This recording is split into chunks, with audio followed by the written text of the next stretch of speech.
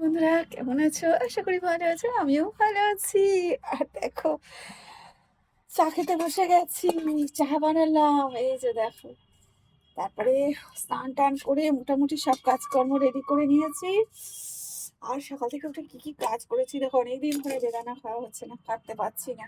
স্নান করার আগে বেদানাটাকে কেটেছি। এই দেখো ছাড়িয়েছি। ছাড়িয়ে রেখে দিয়ে আর গেছি স্নানে। বুঝতে পেরেছো? তো তাহলেই যখন তখন খেতে পারবো। হাত কালো হয়ে যায় তো বেদানা কাটলে। ওইজন্য স্নানের আগে করেছি। আজকে শ্যাম্পু করেছি ঠান্ডার মধ্যে, তাহলে চিন্তা করো।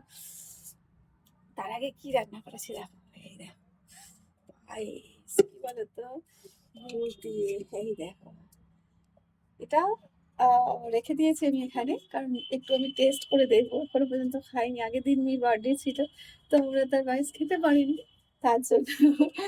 ও ভাই চা নিয়ে যা। হ্যাঁ, তার জন্য তোমার এই দেখো বানিয়েছি।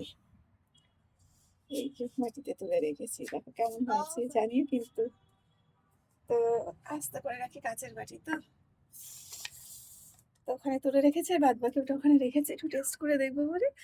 আর তো এবার না তোর চাটা নিয়ে নে। আর সকাল সকাল খুব ঠান্ডা। শ্যাম্পু দিয়েছি, স্নান করেছি। এত এই দেখো আলমারিটা খুলে রেখে দিয়েছে। কেন বাবু আলমারি খুলে রেখে দিয়েছিস?